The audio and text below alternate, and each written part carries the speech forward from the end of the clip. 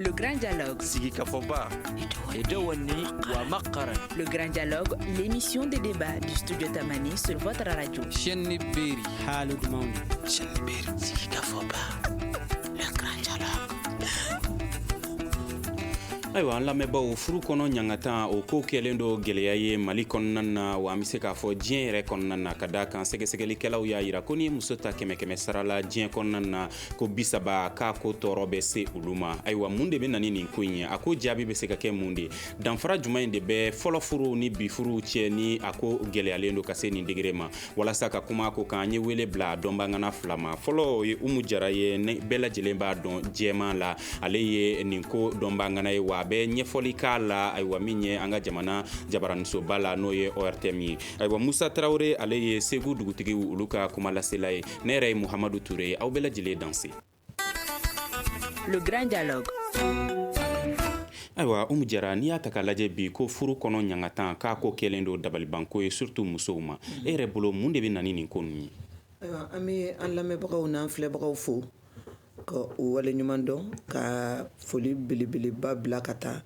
an minnu bɛ ka an lamɛn kɔrɔyanfan ayiwa an b'u fo a tɛ ko anw bɛ kuma so kɔnɔ k'an bɛ kuma dɔn ka tɛmɛ o kan diɲɛ n'a taabolo don démocratie tile don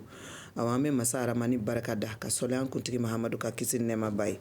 ala k'an bɛn kelen ma sisan kɔni min mina ni ɲangata in ye a ka ca a ko ka ca furu don cogo b'a la ayiwa lamɔ cogo b'a la ne yɛrɛ ka jate la tubabu ɲuman san n'engage que moi éducation de base ko b'a la ayiwa a bɛ se ka kɛ siya ko fana b'a la n'an ka taabolow tɛ kelen ye a bɛ se ka kɛ fana a ye ɲɔgɔn ye dugu kɔnɔ a tɛ ɲɔgɔn jogo dɔn a tɛ ɲɔgɔn ka taabolo dɔn a tɛ ɲɔgɔn ka diinɛ dɔn ka furu kɛ so sigi cogo a t'o dɔn o fana b'a la keleya fana b'a la ani misɛnya fɛn caman caman. D'accord. Musa Tarawele e fana hakili la mun de bɛ na ni nin ko ninnu ye. N ka foli b'an lamɛnbaa bɛɛ ye. Aw ka radio lamɛnbaa bɛɛ n bɛ bɛɛ fo ala k'an ka fɔtaw n'an ka kɛtaw ku ɲɔgɔn fɛ. Ni ɲankata yarɔ tubabu nana aw ka kumaw caman ye violence sur les femmes t'a dɔn ni violence in na farafin dɔrɔn de don ou bien diɲɛ cɛ bɛɛ de don n t'o dɔn fɔlɔ n'an kuma daminɛ a b'o walawala n'a y'a sɔrɔ violence in a bɛ diɲɛ muso bɛɛ de kan. Ayiwa a yirala k'a fɔ k'a bɛ diɲɛ musow bɛɛ kan ko n'i y'a musow ta 100 sara la diɲɛ kɔnɔna na k'a ɲɛsinnen don 30 ma nka bi ta an bɛ kuma Mali dɔrɔn ta kan mun de y'a san u ma. Mali ta de kan. N bɛ min fɔ fɔlɔ n bɛ n balimamuso région a ka kuma la lamɔ b'a la sisan a bɛ cɛ la a bɛ muso la. Sisan an siw bɛ lamɔnɛ t'an bolo parce que a bɛɛ ye papier ni lajɛ ye fɔlɔ fɔlɔ i bɛ furu bɛ kɛ don min tuma min tun bɛ fɔ muso ni cɛ ye u bɛ sa n'u danbe ye adamaden hali ɲi ni nɛ bɛ kɛlɛ o dɔw de bɛ furu ɲɔgɔn kɔrɔ mais n'i y'a talen se fo ka taa se fo ka kasara ni sali bɔ a la o fɛn de ma f'i ye parce que furu tun bɛ kɛ jigiyaw de kama. Muso tun bɛ di ɲɔgɔn ma cɛ ni cɛ bɛ di ɲɔgɔn ma o y'a sɔrɔ a tun bɛ ɲɔgɔn dɔn nka sisan an bɛ ɲɔgɔn de ye bɔlɔndaw ni sirimandaw la ka se n'a ye bangebaaw ma anw fana tɛ ɲɛɲini k'a la an b'aw di ɲɔgɔn ma donc n'o kɛra kɔni a ko ɲuman ka dɔgɔ n bɛ jɔ a fɔlɔ ni question minnu bɛ an bɛ taa fɛ dɔɔnin dɔɔnin. D'accord mais est-ce que e yɛrɛ bolo musow bɛ ko kɛ min b'a to ni cɛw bɛ u tɛgɛ s'u ma walima kɛlen ka ko k'u la min tɛ bɛn wa. o caman o yɛrɛ caman o yɛrɛ de y'a violence muso anw fɛ sisan cɛ ala de ye cɛ da a y'a da sexe ale de fanga b'ale de la diɲɛ ko ko n'aw bɛ ɲɔgɔn kan i b'a sɔrɔ tigi de bɛ yen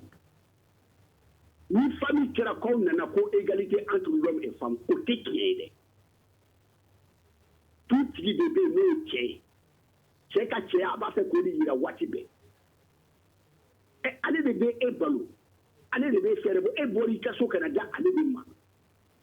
n'ale ko k'a bɛ min fɛ ne ko k'e t'o fɛ o bɛ na ni furugufurugu de ye o furugufurugu bɛ daminɛ a bɛ daminɛ furugufurugu de la a bɛ daminɛ an bɛ tila ka na an datigɛ dala ni fɛnw na fo kana se ka violence ba ko violence qualité de do violence physique be violence do be o ki dine tigala ki funala après que violence corporelle ma wati o ba so muso de ma ka muso ayo ya chela ka fo ne tribe problème est de trouver après ni violence fait dame ne to e abi dame muso de la ni na ando be de fi ala ma me ne be o amo ko jere muso do ande muso do be afulu la chema o be shi yo fe mais chema ça ni dugu jera aba bo ba mu ni dugu jera ne ba fi kan fu mais ande muso ko me ne be shi dlangi wa dugu jera e foli e jagwa tunia ne fe min be la ambe be ngodo no cheko no akadi de dugu mana je e kale fu o de kadne mais ande muso ma so fi ka clef la clef ba fo gol da bola ya boxa ya la fo a je ko mi jili digna le ka anambe ke problème o trafo o bagé bawe o bon va ande muso ni na ci a doit donc c'est le problème c'est ça la femme n'est plus docile muso ma jili ke oui le droit d'accord est-ce que muso dron no do o mu jarajema ni ko ma nogonde mais abe nogoya na ye ɲɔgɔn faamuya ka ba parce que mɔgɔ fila bɛ baro la a bɛ komi u ka idéw tɛ kelen ye dɔɔni n'i ye ne yɛrɛ ɲininka idéw tɛ kelen ye âgew tɛ kelen ye parce que ale ye min ye i b'a sɔrɔ o ma kɛ ne tilela ko ye mais fana ye min sɛgɛsɛgɛ k'a ɲɛ dɔn a nana nɔfɛ k'a fɔ marabaliya dɔ b'a la éducation de base awɔ a ko a nana nɔfɛ o la sisan n fana taara a nɔfɛ k'a fɔ cɛ ni muso u bɛ ɲɔgɔn ta yɔrɔw la mais a y'a sɔrɔ n y'o fɔ n ka bakuruba fɔli la k'a fɔ n'i ye tali kɛ fɔlɔ furu ni sisan furu la n bɛ taa nɔfɛ o la u tun tɛ ɲɔgɔn dɔn an ye ɲininkali kɛ musokɔrɔbaw ko kɔɲɔso de la n'o y'an ka laadaso ye u bɛ ɲɔgɔn dɔn mais n bɛna bɔ a kɔ yɔrɔ min na a ko sisan musow de ma jigin cɛw ye n bɛ bɔ a kɔ o yɔrɔ la dɔɔni parce que n'i ye ne yɛrɛ ɲininka cɛ de ye dutigi ye cɛ de ye musotigi ye muso de nana di cɛ ma min ka di ye o de don défaut juguba dɔ de bɛ maliyɛn na tant que o ma furakɛ violence tɛ se ka ban fɔlɔ cɛ tun bɛ maloya n'o ye kosɛbɛ mais o ye bi cɛ kan bɛ n dɔgɔninw ni n denw de ma parce que mali kuma ma nɔgɔn o ye bi denw duloki min mɔgɔ bɛ maloya n'a ye u bɛ yaala n'o duloki de ye o ye jumɛn ye kabini ja bɛ senna kuma min na amour bɛ senna kuma min na i bɛ amour de dogo i farikolo la ka muso corriger a ka di ye cogo min hali n'a y'a sɔrɔ éducation de base ma bɔ a ka so nin ka di n ye nin man di n ye n'anw taara kɔɲɔyɔrɔw ni denkundiyɔrɔw ni an ka hɛrɛ ni hɛrɛ tanayɔrɔw la min bɛ siran a cɛ ɲɛ min b'a cɛ jɔyɔrɔ dɔn ne de b'a kɔlɔsi kabini fitiri bɛ sɔrɔ o b'a ka samara kongo ko ne bɛ taa walasa ne cɛ bɛ taa mais anw minnu b'an sigi k'an sen siyɛnɛ i b'a sɔrɔ a problème ma posé anw kan walahi n'i y'i yɛrɛ jɔ dutigiya jɔyɔrɔ la bilahi talahi ala kale kan don a tɛ bɔ i ta la n'i bɛ cɛ fɛ dɛ n'i ma taa nɔfɛ condition na dɛ n b'o f'i ɲɛna o ye kelen filanan fɔlɔ cɛ ani sisan cɛ danfaraba de b'u ni ɲɔgɔn cɛ mun na parce que fɔlɔ cɛ tun bɛ jɔ jɔyɔrɔ la misali la a b'a ka nasɔngɔ bɔ a bɔcogo la a bɛ malo san a sancogo la ɲɔ bɛ ten denw ka banako bɛ ten n'i ye cɛ bɔ sisan sara kɛmɛ o sara kɛmɛ a bɛɛ tɛ dɛ mais 90% muso jɔlen bɛ ni courant ye a jɔlen bɛ ni ji ye a jɔlen bɛ ni nasɔngɔ ye a jɔlen bɛ ni den ka kalanko ye a jɔlen bɛ n'a yɛrɛ ka grossesse ye a jɔlen bɛ n'o furakɛli ni o ɲɛ de bɛ fara ka bila cɛ la minɛ fo jɔyɔrɔnin dɔ ka kɛ i ka se k'o kɛ muso bɛ siran i ɲɛ ni min ye k'i bonya du kɔnɔ n'i ye fɛn bɛɛ bila muso ma muso hali 90 ans aw hakili b'anw ta ɲɛ o c'est à dire ni muso ye bɔgɔ kɛnɛ de n'i y'a mɔ ka yɛlɛ cogo min na a bɛ t'o cogo de la n bɛna exemple ta n yɛrɛ kan ne ye radio baarakɛla de ye ni radio mali baara tɛ jigin i yɛrɛ de bɛ boli o ye kelen ye an bɛ kɛrɛfɛ baaraw fana kɛ i n'a fɔ cinéma bɔ i n'a fɔ sketch ninnu ka wari sɔrɔ a la mais ne ye n ta kɛ n ka scénario fɛn fɛn mana di an b'a jira an cɛ la fɔlɔ a k'a kalan n'a rôle ma diya ye hali ni million don n b'a to yen o danga de fɔra ne ye n ba fɛ k'i filɛ bɛɛ bɛ k'i tɔgɔ fɔ bɛɛ bɛ giri ka i ko ka di bɛɛ ye i taatɔ filɛ cɛlasigiyɔrɔ la tasa tɛ n bolo minɛn tɛ n bolo ni n'i fila de filɛ so kɔnɔ ala y'an sabanan ye kabini n nan'i fa kun m'a sɔsɔ n'a ɲɛ ma bɛn o t'a tugu i tɔgɔ kɔ i taara fɛn o fɛn jouer k'a wari dun k'i cɛ to n ma yafa i ma n ɲɛnama fara n su kan a su bɛ dugu bolo bi mais halisa kuma in ma se ka bɔ n kunkolo kɔnɔ éducation de bɔ o yɔrɔnin na n nana o siran de kɛra n nɔfɛ n fana bɛ n ka scénario yira n'a banna min ma hali ni million don n bɛ jɛn a kɔ ale tɛ o parce que ne bɔra ni o kuma ye so n'o tɛ ne cɛ ne n'a tɛ siya kelen ale ye suraka de ye ne ye bamanan ye an ka régime tɛ kelen ye an ka taabolow tɛ kelen ye muso maracogow tɛ kelen ye cɛ minɛ cogow tɛ kelen ye fosi wa an ma kanu kɛ mɔgɔ ka exemple ta i yɛrɛ la o de ka ɲi ni ye n cɛla yɔrɔ dɔ de n ka silamɛ furusiri don sababu de nana ni furu ye ka sin ka n di cɛ in ma mɛ n taara n hakili sigi ko tigakulu k'a yɔrɔ lajɛ a bɛ kɛ cogo min na cɛ de bɛ baara kɛ muso ye ça me fait 26 ans de mariage ni cɛ de bɛ n ka koliji bɔ ni cɛ de bɛ dumuni kalaya n ye ko bɛɛ kɛ mɛ n y'a ye duba la hali a fa yɛrɛ bɛ dɛbɛn da ba kun b'i da ko bɛ tɛ u ka régime de don mɛ ne yɛrɛ y'a kɛ a minɛ cogo ɲɛ pour que a kana tilanna n'a terikɛ bamananw bɛ yen ou bien siya wɛrɛ n tɛ sɔn a k'an ka ci kɛ mɛ n'a balima surakaw nana n bɛ n sigi a bɛ ci bɛɛ kɛ donc fɛn in tora n bolo ten ci tora n bolo ten fɔ sisan 26 ans fɔ AVC nana minɛ bon ne y'o kɛ éducation de base dɔɔni taara n na furuyɔrɔ la parce que n ɲɛ b'a la famille bɛ cogoya min na o taara n na mɛ n bɛ n tɔɲɔgɔnw ye cogo min na ani n baarakɛɲɔgɔn tɔw ye cogoya min na ani sigida furuw bɛ cogoya min na ça fait 2 parce que n b'a ye n baarakɛɲɔgɔn dɔw u b'u ka courant sara u bɛ ji sara u bɛ nasɔngɔ bɔ cɛ mago t'u ka kɔnɔbara la cɛ mago t'u ka bana la fosi fosi donc olu bɛ sin ka yɛlɛma ten ka kɛ dutigi ye normalement hali n'i b'o bɛɛ kɛ n'i b'a barika ɲini i kan k'i majigin n'o bɛɛ ye n'a se b'i ye k'a bɔ mais a se bɛ dɔw yɛrɛ ye u bɛ démissionner ka bɔ famille sisan 90% cɛ bɛ démissionner de ka bɔ famille ko bɛɛ la donc muso fana bɛ jama yɔrɔ ye min ye n'a bɔra a tɛ na fɔ heure min ka d'a ye o tɛ jama yɔrɔ ye ni cɛ kumana a b'a dala minɛ donc jɔn ye dutigi ye sisan cɛ de y'i tori ka bɔ n'o tɛ walahi Ture e de ye ne Umu Jara furu an ye denmusonin sɔrɔ o den ka kɔɲɔ i ko sumu tɛ kɛ i jɔlen b'i jɔyɔrɔ la ne b'i jogo dɔn ni sumu kɛra Ala kana fɔ i ɲɛ ye n b'a fɔ n ko ne cɛ ko nin tɛ kɛ a tɛ kɛ mais e bɔra i jɔyɔrɔ la den ka kɔɲɔ nana ne de y'a bɛɛ kɛ ne de y'a kabini a kɔnɔbara bɛn na aw k'a kɛ to ne de ye n yɛrɛ furakɛ ne de ye n ka denkudi saga san ne de ye n bɛ ɲɔgɔn san ne de bɛ malo san a kɔɲɔ nana se ne de ye ɲɛgɛn labɔ jama k'a kɛ to ne de ye yɔrɔ pɛntiri ne de ye fɛn bɛɛ kɛ e bɛ imposer mun na bilen o de don anw yɛrɛ ka bogotigiya kuma ne bɛ se k'o fɔ e fana ye n ɲɛ tɛ Tarawele la n tulo b'a kumakan de la walahi cɛ tun tɛ se k'a f'i ye k'a b'i fɛ i bɛ se ka 2 ans kɛ maliyɛn cɛ tɛ se k'a f'i ye k'a b'i fɛ wallahi bilahi sinimaso dɔ tun bɛ yan ko Rex ne filan si t'a billet da dɔn mais bi denmisɛnninw ni cɛ ko k'a b'u fɛ yɔrɔ min na u bɛ sin k'a fɔ ten i tɛ crédit envoyer n kun mesi sɔngɔ ɲininkali bɛ kɛ duloki ɲininkali bɛ kɛ samara ɲininkali bɛ anw dun tun bɛ bricole de kɛ ne ye baara kɛ Umaru Kulubali fɛ yen carton dilayɔrɔ la n ye baara kɛ mangoro jɔsiyɔrɔ la n ye baara kɛ barikatigi la anw tun bɛ bricole ninnu kɛ ni école bila la ka samara sa i yɛrɛ ka duloki sa i yɛrɛ ka i ka fɛnw kɛ n'i ɲɛ tɛ i tɛ baara ni na i tɛ hali bugulu ta tɛ se ka y'i tulo la i b'a fɛ a b'a fɔ k'i fa b'ale gɛn mais n'i bɛ feereninw ni fɛnw na yanni école ka taa ni cɛ tun y'i invité i ye fɛn fɛn don i yɛrɛ la a bɛɛ y'i yɛrɛ ta ye a se k'a bolo da i kan mais bi n'u n'i bɔra n'a y'i ɲɛna qu'est-ce que tu veux manger i b'a fɔ sɛ ye joli ye bon sɛ ye joli ye sa o bɛ furu yɛrɛ tiɲɛ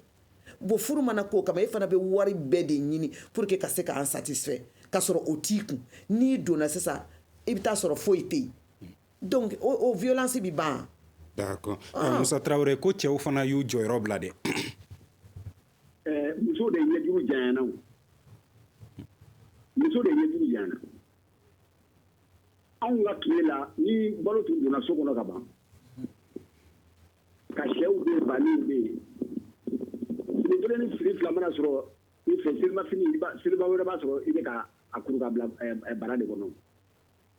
Nka sisan n'aw ko ko occidentaux bɛ cogo min tubabuw bɛ cogo min muso bɛɛ ko ko ɲɛcogo ka ɲa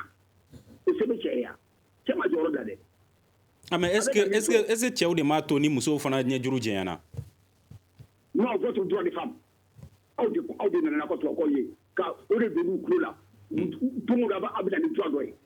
Vous avez dit qu'ils ont droit à égalité entre femmes et hommes. Aw de nana tubakaw ye. O de nana don o écrit muso kunna sisan n'i y'a cɛ bɛ muso bɔ fo ka taa se saya min fɔ a ma parce que la femme c'est quoi aussi important dans la famille que l'homme. C'est vous. Mais u fila bɛ nafa man bon du kɔnɔ wa? Nafa cogo jumɛn? Ne b'a lajɛ n'an bɔra muso de la. Mais cɛ ye président i bolo ma bɔ muso de la wa? O y'a sɔrɔ muso président ba ma jiginna de Umu Jara bɛ ka fɔ cogo min na. Faites beaucoup attention à vos organisations qui sont en train de venir pour détruire nos mœurs. Ayiwa anw bɛ ka a sigi ka fɔ de labɛn walasa ka kuma ɲɛfɔ mais n'i y'a ta ka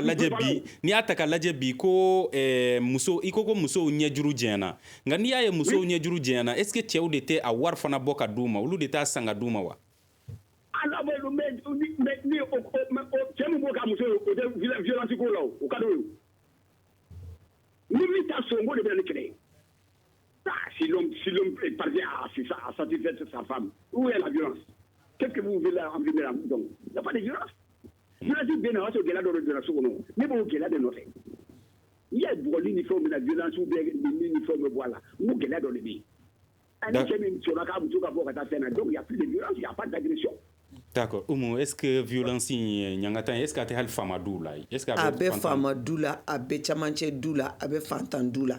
mun bɛ na n'a ye n bɛna min fɔ Tarawele ye ko sisan k'an ka droit minnu nana non parce que an yɛrɛ fɛ yan fɔlɔ kumaw de bɛ fɔ an ye minnu tɛ piri latigɛ parce que Mali kalanbali ka ca n'a kalanni ne bɛna min fɔ ni émission in kɔnɔ u k'a lajɛ u k'an ka kan fana bila cogo sugu dɔ la radiow ni telew ni fɛnw na walasa faamuyali bɛ se ka kɛ muso ni cɛ ko jɔyɔrɔ ye kelen ye a ma faamuya de an jɔyɔrɔ bɛ kɛ kelen ye mun na Ture ni e ye kalan min kɛ ne Umu y'o kalan kɛ an bɛ entreprise la e ni directeur ya kan ne fana ni directrice ya ka kan parce que e ye kalan min kɛ ne fana y'o kalan kɛ o de don mais so kɔnɔ ne ye muso ye ne tu es le chef de famille o tɛ se ka bɔ yen mais o de ma faamuya hali n bɛna exemple ta Beijing ko kɛra yan ta k'a fɔra ko musow ni cɛw ye kelen a kɛlɛ ma diya hali anw ni journaliste minnu taara fɛ journaliste taar'u sigi u dama fɛ musow sigira u dama fɛ kabini yen an ye kɛlɛ kɛ o dun ye cɛ kalanni olu kalanni kun don n'anw ye kabini a fɔra k'an bɛɛ jɔyɔrɔ ye kelen depuis salle kɔnɔ an ye kɛlɛ daminɛ mais a ma faamuya de a fɔra i ye kalan min kɛ ne fana ye kalan min kɛ mais minnu nana ka na fɔ télé la u y'a fɔ tubabukan de la a ma fɔ bamanankan na ne ye kuma fɔ sisan tubabukan na ne k'a fɔ bamanankan na fɛn fila de don u tɛ ɲɔgɔn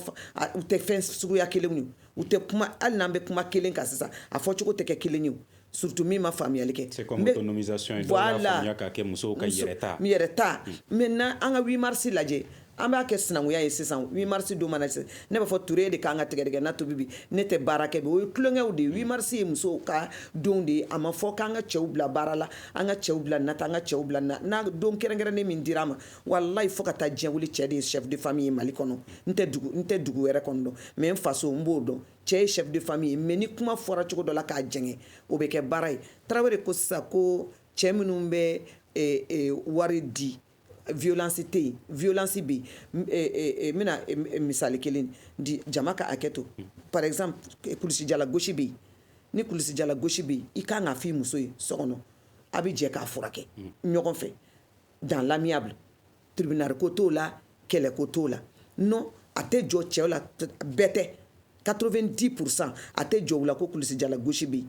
u b'u yɛrɛ minɛ k'u dogo muso la k'a kɛ komi ni ye kɛlɛ kɛ o de ye cɛya ye non les temps ont changé a ye communiquer n'a ma ɲɛ ka bɔ k'a fɔra ko min ka di min ye o ka d'o ma Tarawele yɛrɛ ɲuman na fɔlɔ aw bɛ di ɲɔgɔn ma aw bɛ ɲɔgɔn dɔn kɔɲɔso de la maintenant les temps ont changé ni a ye communiquer e m'a fɔ ne ye ko kulusijala gosi b'i la Tarawele yɛrɛ k'a kɛ to ani e fana ye cɛ ye an bɛ débat de la parce que kuma dɔw bɛ yen fo ka fɔ a ɲɛjɛ de kan e m'o fɔ ne ye i m'a fɔ ko bana b'i la fosi i tora ten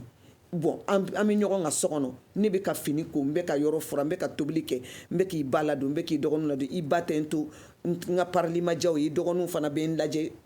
n sen fɔ n kunkolo bon e yɛrɛ fɛnɛ i sigikun ye min ye hakili ka taama nɔfɛ o tɛ yen violence bɛ na kɛ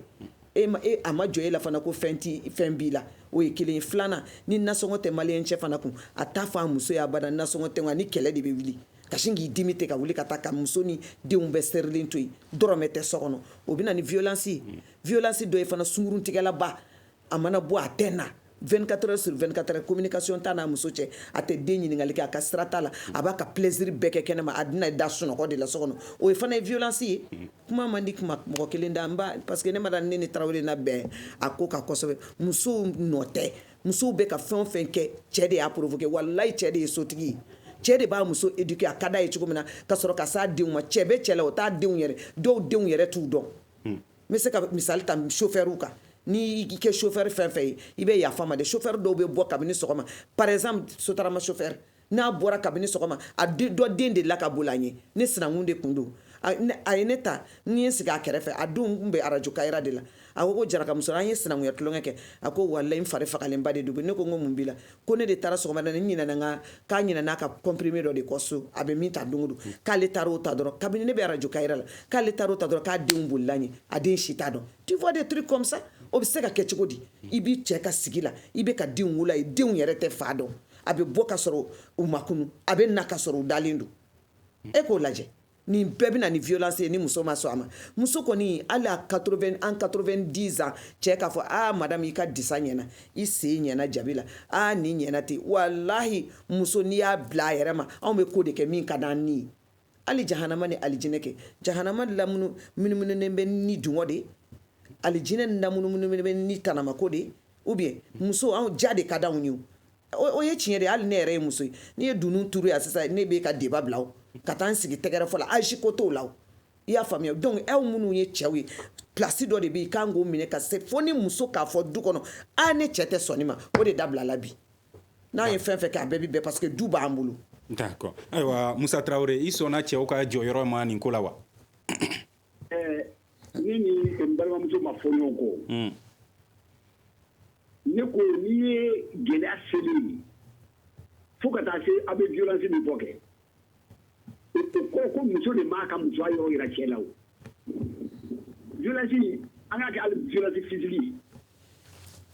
yafa ma ani ma dɔn o bɛ ko bɛɛ ban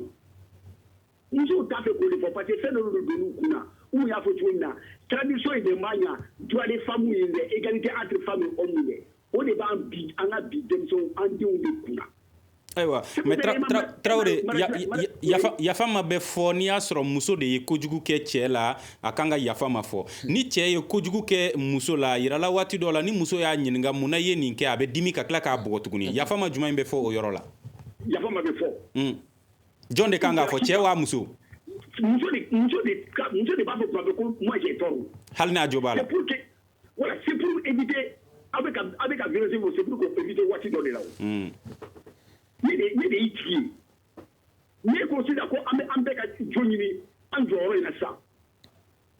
o ti ɲɛ o ne bɛ ka pɛrɛn-pɛrɛn e fɛ ko n'o t'e de jo e t'a fɛ ka majigi de kɛ o waati la o de bɛ na ni violence ye o hali ne jo ne ka fɔ papa ne m'a dabɔ kama n jalaki don adamaden bɛ conscience bɛ mɔgɔ de la o a mana taa ka t'i munumunu ka na cɛ tɛ taa ka muso to sa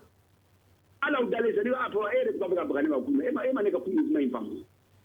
A b'a fɔ ne tɛ énervé de don mais quand tu vois tout de suite dans ta tête que ne tɛ jɔn ye i bɛ ka nin kuma fɔ ne kɔni tɛ jɛni ye n'i ye nin fɔ ne ma ne bɛ répliquer violence bɛ na tugu dites aux femmes qu'il n'y a pas d'égalité entre hommes et femmes dans une famille c'est le mari qui est le chef. D'accord ayiwa Umu n'i y'a ta k'a lajɛ a bɛ fɔ ko tubabukan yɛrɛ la ko derrière chaque grand homme il y a une grande femme ko muso fana cɛw bɛ taa so kɔnɔna na ka taa muso hakililata ta o kɔrɔ b'a jira fanga dɔ bɛ musow la cɛw kan n'u bɛ se k'u hakililataw don u la munna musow t'o fanga in ta walasa ka se ka nin violence in fana kɛlɛ. Très bien a diyara n ye kosɛbɛ parce que ne Umu tubabu aw yɛrɛ tubabukan fɔlaw ɲɔgɔnna ça n'engage que moi bi tɛ vendredi ya k'a daminɛ 7h la yanni ne ka ne ka rendez-vous la ne ye muso 14 de reçoit a bɛɛ ye dɔnsen kelen dɔnkili kelen fini kelen bon vendredi ye ne ka jour de repos ye gerebuden 70 bɛ dumuni kɛ ne fɛ yen kabini gerebuden 2 dɔw ye ɲɔgɔn wele fɔ mɔgɔw yɛrɛ bɛ n dɛmɛ u balo la donc n ka so kɛra vendredi fɛ i b'a fɔ cérémonie fitininin dɔ n bɛ musow lamɛn wa n ka émission fana ye en général san ye kalo 12 ye ne bɛ kalo 11 de kɛ mɛ n digi musow ka jigin wulada kelen pe kalo kɔnɔ n b'o de kɛ cɛw k'a tɛ ja fɔ n bɛ to radio kɔnɔ u tɛ se ka ye circulation na ko n k'o dabila n ka to musow dɔrɔn kan Maba Traoré ka kuma ma bɛɛ n'i ka mara cogo don les temps ont changé ne bɛ sɔn o ma mɔgɔw ka éducation tɛ kelen ye fɔlɔ n'i tun y'i majigi cɛ ye ta a b'a faamu a bɛ hinɛ bi sɔgɔmada in na an kɔrɔ n m'a f'i ye n ye muso 10 kɔ de reçoit muso 8 o bɛɛ bananen bɛ yafa ɲini yɔrɔ fɛ k'u lankolon bila pewu a k'a kɛ to k'u bolo da u kɔ k'u sulu cɛ k'a ka yafu ma wa kɛlɛ kun ma dɔn dɛ a tɛ dɔn a fununen bɛ min na a m'o fɔ dɛ a tɛ dɔn a datigɛlen bɛ min na a m'o fɔ ni mɔgɔ 8 bɛɛ ka problème ye kelen ye wa i bɛ se ka tugu n kɔ ne k'u kan makɔnɔ n bɛna nin débat kɛ ka taa ni dɔ ɲɛ bananen bɛ dɔ kɛrɛ wasilen bɛ ko Tani Jara e yɛrɛ ko k'an ka an ɲɔngiri a mɔgɔ 8 na n yɛrɛ ka jateminɛ na la mɔgɔ kalanbali ye 5 y'a la kalannen ye 3 y'a la min kalannen don fana olu danna 7e na o bɛɛ tɛ kalanbali kelen ya en général minnu kalannen don ka tɛmɛ olu ko non e ni ne bɛɛ ye kelen de o de bɛ ka a ko fana fɛ e y'a dɔn ko e ni ne bɛɛ ye kelen ye kalan b'e la kalan bɛ ne na donc i yɛrɛ nɛgɛni segin ma ne bɛ nɛgɛni retourner i ma olu bɛ bɛn a la dɔɔni o camancɛla mɔgɔw dun i n'a fɔ ninnu minnu taara ne fɛ yen sisan dun cɛ yɛrɛ fɛ a ka jɔn de ye muso ye a ka kan k'a dɔn ne diminen don min na ka sɔrɔ hali ma kuma o âge tɛ ninnu fana ye n'i y'o k'an âge la an bɛ se k'o ɲɛɲini k'o dɔn o âge o baara min an bɛ baara min na nin an bɛ ɲinini ni fɛn minnu kɛ i fana bɛ kalan o sira fɛ mais o âge tɛ ninnu ye k'u bana ta muso kɔni mana waraka pewu k'a sen turu ye k'a bolo d'a kɔ ye ka yafa ɲini fɛ i kan k'o lamɛn n'i m'o lamɛn i tɛ diinɛ kɔnɔ i ma taa chrétien diinɛ na i ma taa mahamadu diinɛ na mɔgɔ o mɔgɔ i bɛ siran ala ɲɛ ala ko b'i dusukun na i ka diinɛ o diinɛ muso mana kɛ nin position na ka yafa ɲini fɛ i kan k'o lamɛn yafa kan ka se bɛɛ la bon a ko musoya fɛɛrɛ fɛnɛ ko musow y'o bila e yɛrɛ ko sa ko n'i ye cɛ o cɛ ye a ka fari kɛnɛ ma muso ɲanaba dɔ b'a kɔfɛ kɔɲɔminan ye 2 de ye aw ɲɛ bɛ min na o ye 1 ye tasa ni fini ni tafe ninnu jama k'a kɛ to 2nan o ye gundoni minnu bɛ fɔ an ye an ka se ka cɛ récupérer n'o ye muso bɛ muso la fɛnɛ ni cɛ kɛra olu ta ye o gundo kɔnɔ olu tɛ cɛ bonya bilen n bɛ tugu tarawele kɔ o la u tɛ yafa ɲini a fɛ u tɛ a n'a balima dilan u tɛ a ni sigiɲɔgɔn dilan u tɛ a bila sira ɲuman kan o denw bɛ tiɲɛ du bɛ ci o de fana bɛ ka caya c'est à dire n'i y'a bila i kunna dɔrɔn k'i sera fɔlɔ baramuso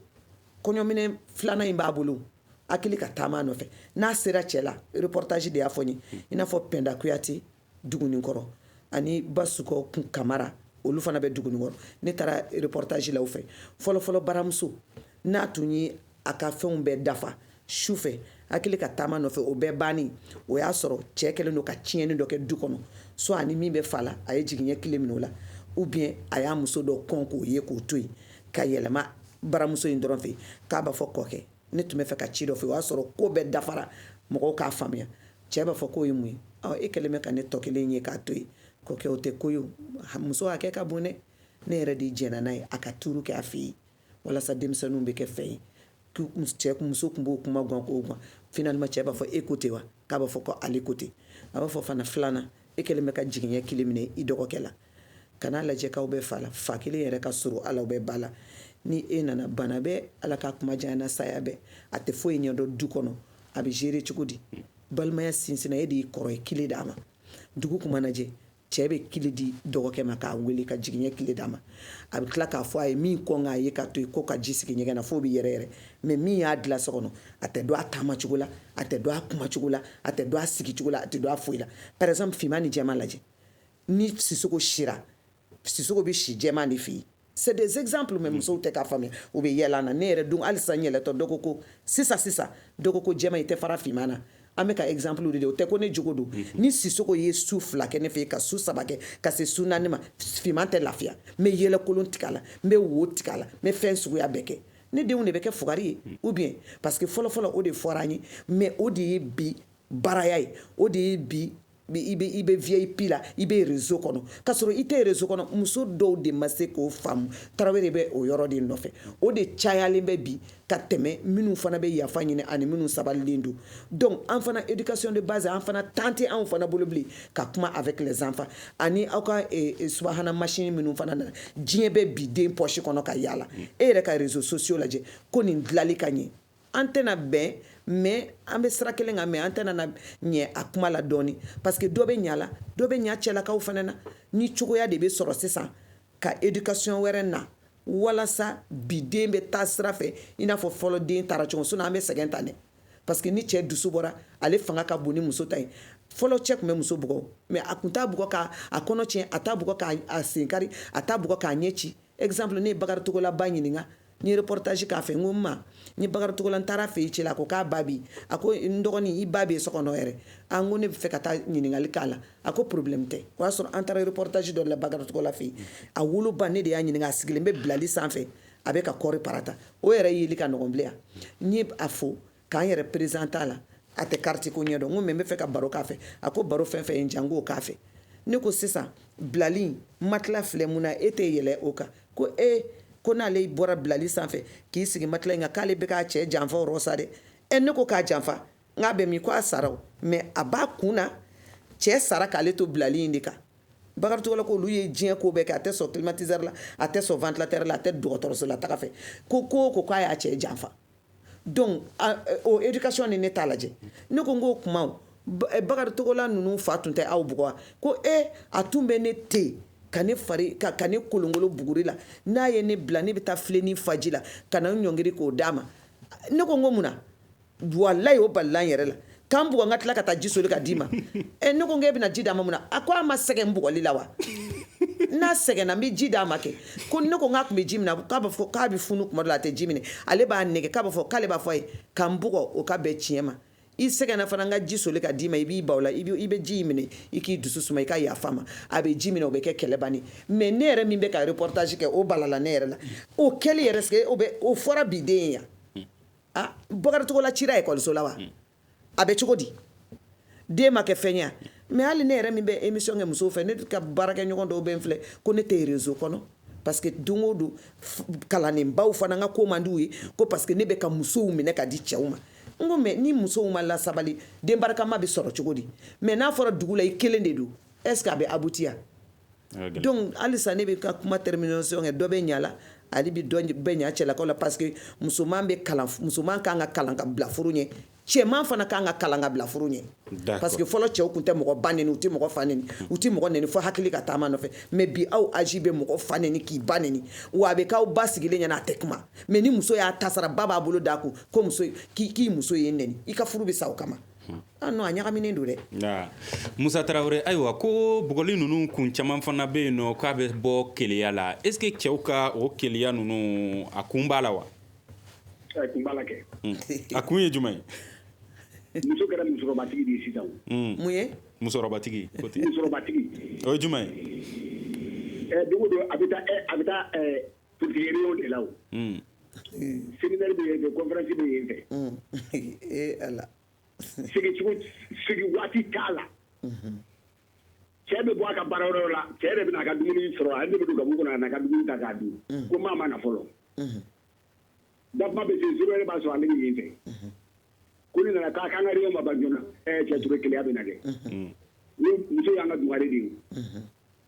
i muso n'i sigi i ka jankisɛ kɔnɔ i ɲɛ b'a la a bɛ ka bɔ gabugu kɔnɔ a bɛ ka taa kɔlɔnda la o de ka di ye a bɛ yɛlɛma min na o de ka di dusuku ye parce que i ka fɛn sannen de don sannen wa o kɛra kɛnɛmafɛn de aw de ko k'u ka bɔ e ko fɛn sannen ya k'u ka taa fɛn ɲini a y'anw kɛra marchandise ayi e ko fɛn sannen Musa Tarawele juma in sannen don muso de sannen don wa muso sannen don kɛ ba min bɛ ne bolo ne ye wari min bɔ a la e b'a da dɔn wa an ye misiw bɛɛ feere du misiw feerela ka don ale la koyi o y'a sɔrɔ sɛgɛn bɛ so kɔnɔ mais o ma kɛ walasa ka ko ɲɛnajɛ ka ko gintan kɛ ka diya fila bɛɛ la o ni sanni ye kelen ye a bɛna dɔn a ma kɛ alamandi tɛ o an bɛ bɔ a nɔfɛ de a fɔra ko an ta ye de o de b'anw kun na ko nin min nana d'i ma k'i k'a don i sogo ni mun cɛ sɛbɛn ko ma bugu dabele la anw ɲɛ b'o dɔrɔn de o de b'anw kun na koyi donc anw t'a fɛ an muso ka heure kelen kɛ an ɲɛ t'a la an kɔrɔ mais sisan diɲɛ aw yɛrɛ ba diɲɛ kura de danna o muso kɛra fonctionnaire ye e ɲɛ b'a la a bɛ bɔ technique kɔnɔ i bɛ faama minnu b'u muso faa kɛ u b'a don u ni ɲɔgɔn cɛ donc a bɔtɔla ka taa ka réunion ni baarakɛyɔrɔ la a bɛ parili min kɛ o de bɛ cɛw choquer quoi i t'a ta yɔrɔ de dɔn walima nkalon dɔ tigɛ ba ye o bɛɛ de bɛ ne content o b'a fɔ ko madame ko k'aw ka bɔ k'a bɛ bɔ yen fɛ k'a bɛ ka taa yen fɛ muso de donna mobili kɔnɔ ka arrière kɛ dɔrɔn ka se ka bɔ ko n t'a la n t'a la o na sigi heure t'a la i bɛ écrit ka bila de e bɛ dimi so de kɔnɔ ka bila a kɔrɔ n'i ɲɛ dara natɔ ka dɔ titɛnɛri a y'a fɔ musow ye u ka u tigiya sigi cɛw ma o de bɛ dɔ bɔ violence in na. D'accord Jara a ye fila fɔ ko fɔlɔ ko olu ye musow san de filanan ko musow bɛ taa réunion ninnu na caya an b'a daminɛ réunion in ta in na musow caman bɛ yen nɔ a bɛ ye bi n'u tatɔla don ka taa kɔɲɔw na ka taa réunion na u parilenba bɛ bɔ ka taa nka n'i y'u ye sokɔnɔna na i bɛ taa sɔrɔ tuma dɔw la u tɛ pari ka se o la u cɛw ɲɛkɔrɔla la est-ce que o tɛ keleya in fana kun dɔ ye an tɛna ɲɛ nin yɔrɔnin na dɛ parce que a bɛ komi Tarawele a ka hakilina bɛ taa fɔlɔ ko kan a ma Zeyina c'est sa génération là quoi. Bon, c'est de génération en génération. Tiens, un galop. Et ni cɛ y'i bɔ a jɔyɔrɔ la walahi muso b'a pari ka bɔ réunion yi ani séminaire ni fɛnw a wari bɛɛ bɛ don daga la ne de y'a fɔ u tɛ cɛ mana 200 di ma nasɔngɔ a tɛ tɛmɛ a kan seli t'o la sunkalo t'o la fɛti t'o la fosi n m'a fɔ tarawelew ka génération dɛ ne ɲɛ t'a la n tulo b'a kumakan de la parce que cɛ dɔw bɛ fɔlɔ maliyɛn cɛ n m'a f'i ye n ka kuma daminɛ na n ko ala ne yɛrɛ ne bɛ se ka génération fɔ e ye parce que ne ɲɛ bɛ e jɔ la ne b'a dɔn écart d'âge bɛ ne n'e cɛ cɛ tun tɛ se k'a fɔ k'a b'i fɛ ja la ne m'o fɔ wa et puis maliyɛn cɛ n'anw taara fɛn dɔ la Beijing fɛn na Dakar bɛɛ sera ka bouton piqué duloki la fɔ maliyɛn bɛɛ sera k'a ka duloki repasser fɔ maliyɛn parce que maliyɛn cɛ ye fɛn bɛɛ ja muso la sisan u bɔr'u jɔyɔrɔ de la parce que u tɛ foyi kɛ musow ye bilen hali ni wari b'u kun muso bɛ sa dɔw b'a muso kɔnɔma falen to ka sɛ jeninen sa k'i sigi a ɲɛkɔrɔ k'a ɲimi o ka ɲi wa an k'an pari ka bɔ min bɛ na ni keleya ye e y'a kɛ fu ye so kɔnɔ a b'a ka fɛn bɛɛ kɛ e tɛ dɔrɔmɛ di a b'i kun fana i b'a fɔ a ye fana a bɛɛ n bolo n t'a di ne de bɛ reportage k'a kan n b'a dɔn fɛnɛ mais toujours n bɛ muso minɛ ka di cɛ ma ne yɛrɛ ka tagabolo de y'o ye parce que n lamɔn'o de la i jo don i jo tɛ n bɛ i minɛ k'i di parce que n ye diinɛtigi dɔ ɲininka o ko hali ni cɛ ni muso kɛlɛ la so kɔnɔ dilan ka aw k'a kɛ to ni cɛ y'a bolo bɔ i nɔfɛ hali n'i jo de don i bɛ sɔn i ka sɔn i bɛ den barakama sɔrɔ ne bɛ k'o don musow kun na mais min fana man di ne ye dɔɔni muso ye nɛgɛn fɛn de hali muso 90 ans ni k'a suma ka di a ka jabi ɲɛna a ka disa ɲɛna o bɛ diya ye i b'i pari a tɛ mɔgɔ lajɛ yɛrɛ i bɛ dumuni duman tobi ale ko ça fait plaisir i labɛn i yɛrɛ bɛ don ka bɔ i cɛ sigilen bɛ a ɲɛ b'a la i bɛ k'a ka tobili kɛ walayi anw yɛrɛ b'a dɔn k'o ka ɲi a ka di cɛ ye fɛnɛ i b'o dumuni bɔ ka n'o sigi walayi a t'a dun wala a dun kuma tɛ k'a ɲɛna a bɛ bɔ ka dumuni to i bolo i bɛ kuma dɔw la a tɛ ye yɛrɛ jango a k'i ka parili dɔn donc ni fana a mana kɛ cogo cogo hali ni cɛ bɔra muso nɔfɛ a m'a sɔrɔ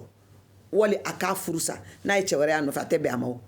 anw de sɔnna aw k'anw naani ta mais aw ma sɔn diɲɛ na aw fila ka jɛ anw na an fana b'an kɛ i ko jinɛ woloso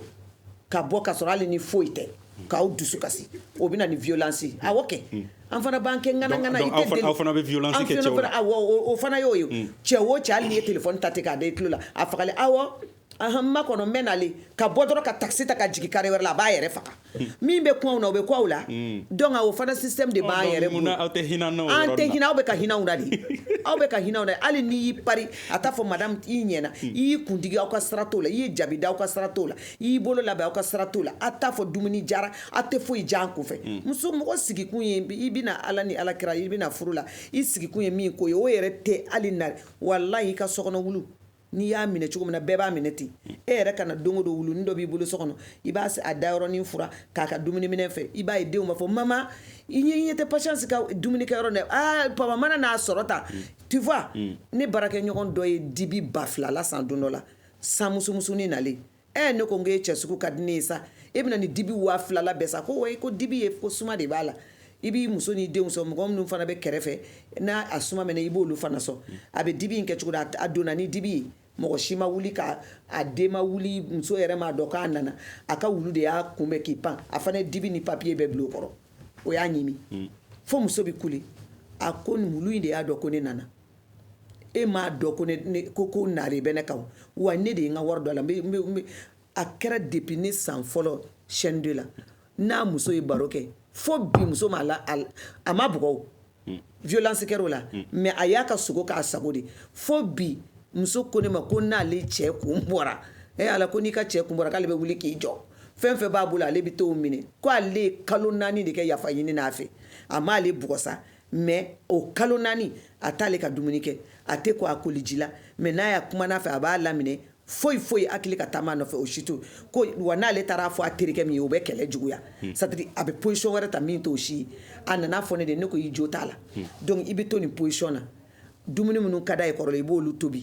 e kana sɛgɛn dumuni sigira kana sɛgɛn don ka bɔ ni parilini na ka yɔrɔ arranger k'a wusu a yira a la i comportement ni kɛcogo la k'a fɔ i jo t'a la i ka majigi i kana taa fɔ ba ye kana taa fɔ fa ye a bɛ ban a dun banna ten de mais tout le temps i ka to ka yafa ɲini a fɛ mais n'a y'an kɛ ten an bɛ corriger de o mais ni aw yɛrɛ ka sira fosi t'anw na aw tɛ foyi yɛrɛ kɛ du kɔnɔ bilen mun na muso tɛ bɔ ka taa ɲini mais Aïssa ni ko kuma min fɔ est ce que furu kɛcogo bi o tɛ o digira na ni kuma bɛɛ ye anw tɛ marchandise ye hali miliyari bɛ don muso la a tɛ se ka muso san miliyari ne u ye wari dɔn an bɛ taa den minnu wolo ye dun an bɛ taa ko minnu dilan ye dun o bɛ se ka san hali n'u fila jɛ don olu bɛ se ka anw san cogo di an tɛ marchandise ye koyi muso hali miliyari bɛ don a la a t'a wari bɔ ko minɛ cogo ani hɔrɔnya ni jɛ ni balimaya ni sinjiya ni hinɛ o de ye furu ye furu la fɛn bɛɛ b'i cun koyi walayi ture bana b'i cun furu kɔnɔ kɔli b'a cun ɲɛ tɛ ni bana y'i cun ka sɔrɔ aw tɛ ɲɔgɔn jate aw ka sira tɛ ɲɔgɔn na aw bɛ se ka hinɛ ɲɔgɔn na cogo di kɔli mana cun o y'a sɔrɔ sisan AVC de ye ne cɛ bin n bɛ exemple bɛ ta n yɛrɛ kan AVC de ye ne cɛ bin ne m'a fɛ yen téléphone na sisan ko a ka kiné nana n bɛ o suit ka sɔrɔ ka na parce que ne ni bin n b'a nɛgɛ nɛgɛ kiné b'a a sen na bi cɛ in ye ko dɔ de kɛ ne ye fɔlɔ o ma se ka bɔ ne kɔnɔ ka sɔrɔ a b'a 12 la a ma ne jɛ fosi la n ka nasɔngɔ bɛ normal la diɲɛ ka d'a ye ne n'a ma kanu kɛ o certains politiciens ne ka salon bɛ fa mɔgɔ dɔw la n'i ye salon kɛ mɔgɔ 10 ye i b'a sɔrɔ 5 y'a sunkuru ye mais ni mɔgɔ mɔgɔ tun y'a yɛrɛ yira ne na a b'o haramu a bɛna a 10 n'a bɛ bɔ fana a b'a fɔ n bɛna bɔ mais n bɛ taa nin yɔrɔ in na kɔni a t'o fɔ n ye mais ni muso tun y'a yɛrɛ yira n na bilayi a b'o haramu k'o bɔ a ka vie la ko mun na a y'a yɛrɛ yira a muso la wa muso si ma na ko ne y'a dɔn ko nin n'a bɛ ɲɔgɔn fɛ ko o b'a ka ɲaman fɔra k'a kɛ ne kun na muso a yɛrɛ bɛ ɲɔgɔn dɔn u bɛɛ ka bonya u ka jan ye u cɛ ka ɲi walayi u tɛ n ta baara kɛ den ɲɛna mais a ye bonya dɔ de segin ma bi ale kɛra banabatɔ ye ne kɛra kɛnɛbatɔ a ma se ka bɔ n kunkolo kɔnɔ n tɛ se ka taa radio la ni ma ka entretien bɛɛ kɛ wa baarakɛden t'a ka dumuni dilan ka sɔrɔ a bɛ sɔn ko min ma kɛnɛya la a bananen ne yɛrɛ y'a ban o bɛɛ ma n yɛrɛ de b'a ka dumuni sigi n b'a ka jifilenw changer n bɛ fɛn bɛɛ kɛ parce que a ye nɛgɛn fɔlɔ ka sɔrɔ a b'a 12 la a bɛ se ka ne ɲɔgɔnna 100 ta sunkurun b'a bolo yɛrɛ ne minnu tɛ ɲaman kɛ ne kun na mais a ye ne bonya furu ye bonya de mais aw tɛ bonya misikara jarati da muso kan muso bɛ se ka hinɛ cogo di wari ma anw tɛ feere anw tɛ marchandise ye an ma san dɛ a fɔ tarawele muso de kɔni bɛ se ka san sinon anw kɔni tɛ jaralakaw tɛ se ka san ayiwa Musa Tarawele ko tuma dɔw la a bɛ fɔ minnu ma waati dɔw la ko lelale ko cɛw t'o kɛla bilen o tuma cɛw tɛ se k'u dege o fɛn ninnu fɔli la n b'i fɛ i ɲana wala fini ɲana kasa jara fo k'i daburu san ma mais o y'a ye muso bɛ so kɔnɔ de o muso tɛ so kɔnɔ de o a yɛrɛ ko tɛ fɔ ko de kosɔn ko musow bɛ bɔ non u tɛ so ni muso bɛ labɛn min kɛ ka taa kɛnɛma est-ce que labɛn bɛ kɛ so kɔnɔ pour que k'i muso yɛrɛ labɛn ko ɲuman ye fo ni sera kɔɲɔyɔrɔ la e yɛrɛ tɛ to ma ko nin jɔn ye dɛ ko madame tɛ yan bi ma deli ka f'i ta y'a la o a don so kɔnɔ n'a ka bɔ k'a bila ka tila ka fɛn dɔ don ka na i sigi daburu sama ɲɛkɔrɔ o bɛɛ kelen tu n'as jamais vu ta femme coquette dans la famille ni y'a labɛnnen to o b'a sɔrɔ a bɛna bɔ ko denkuli de bɛ yen an bɛ se ka aw tanu kan aw perese wusula yɛrɛ bitɔ n'i ye wusulankɛta i ka so kɔnɔ o y'a sɔrɔ a yɛrɛ bɛ k'i wusu ka bɔ de n'o tɛ e dalen dilan na muso min b'o kɛ sisan ka n cɛ danbɛ suwakɔrɔ la n bɛna wusulan ka kɔrɔ o dɔgɔyara o an ka tiɲɛ fɔ de d'accord an bɛ kɛnɛ wɛrɛw sɔrɔ ka kuma nin ko kan a tɔ ye sanga 2 ye ladilikan jumɛn de bɛ bolo ka lase cɛw ani musow bɛɛ lajɛlen ma ne kɔni bɛ an ka furu an ka barika don an ka furu la sisan an ka furu kɛyɔrɔ woloma fɔlɔ an kana furu kɛ an ye ɲɔgɔn ye bolo fɛ de a bɛna fɔ an fa minnu ye an k'a se ka denmisɛnw ladamu kɛ ma mun dara fɛ a bɛ ka kuma minnu fɔ dɛ mayamagaw de tun bɛ musow cɛ mɔgɔ barikama ye kɔɲɔso kɔnɔ fɔlɔ mais ale bɛ ka mayamaga ko kumaw de fɔ sisan d'accord Umu Jara ladilikan jumɛn bɛ fana bolo a tɔ ye sanga 1 ye ne n bɛ Tarawele fo k'a ɲini Masa Aramani fɛ an ka ɲɔgɔn ye parce que ale bɛ téléphone na ne bɛ plateau kan ala kana wele san si ma ka sɔrɔ an ma ɲɔgɔn ye parce que an bɛ se ka baara kɛ ɲɔgɔn fɛ maintenant ne bɛ ladilikan min fɔ cɛw ka hinɛ musow la aw de ye force tigiw ye anw de bɛ dugu ma a ye hinɛ an na o de ka ɲi ni cɛ o cɛ ni hinɛna i muso la a bɛ k'i sago ye ale bɛ ka bɔli min fɔ sisan walahi ni hinɛ ni muso la n'i ma sɔn bɔli ma a tɛ bɔ muso ye nɛgɛ ni fɛn de hali an 90 ans an bɛ nɛgɛ de bɔn du kɔnɔ an ka ɲɔgɔn nɛgɛ mɔgɔ si t'a fɛ a nanen min kama e fana t'a fɛ donc a bɛ kɛ kɔtɛ ɲɛtɛ ye éducation de base bi tila la parli bi tila la awa a bɛ fɛn minnu fɔ olu bɛɛ bɛ tila la n'i bɛ mɔgɔ min nɔfɛ o y'i nɛgɛn dɔrɔn tout va bien mais i bɛ min nɔfɛ o m'i nɛgɛn vraiment ne b'a ɲini cɛw fɛ u k'an nɛgɛn o de ka d'an ye u k'an apprécier fana an fana kana to k'an pari kɔɲɔ ni denkudi dɔrɔn kama Tarawele y'o fɔ tiɲɛ na an ka labɛnni tila fana bɛɛ ye denkudi ni kɔɲɔw ye an k'o dabila an ka to k'an pari gwatigikɛ yɛrɛ ɲɛkɔrɔ k'a fɔ kɔɲɔ tɛ n bolo bi denkudi tɛ n bolo mon mari ou bien papa ou bien bébé nin ye ne pari mais bébé c'est dans la chambre i kana fɔ a fa n'a ba fana sigilen ɲɛna c'est des trucs donc ne kɔni b'o f'u ye an ka ɲɔgɔn nɛgɛn quoi o de bɛ furu fana diya. Ok, merci beaucoup Nceni Baraji Umu Jara ni bɛɛ lajɛlen b'i dɔn jɛman na Musa Traoré ale tun bɛ nɛgɛjuru sira fɛ ka bɔ fo Segu dugutigiw tɔgɔ la ayiwa an b'aw ladɔnniya k'a fɔ ko nin ye studio tamani ka jamukan ye sigikafɔba ayiwa nɛgɛ karafe juru la Nuhum Jire ani Gaɲi Kante ni Mamadi Keita tun bɛ yen nɔ ne yɛrɛ ye Muhamadu Ture aw k'an bɛn sigikafɔba kɛnɛ wɛrɛ kan. Le Grand Dialogue. Sigikafoba. Edewani wa Makaran. Le Grand Dialogue, l'émission de débat du studio Tamani sur votre radio. Chaîne Beri. Sigikafoba.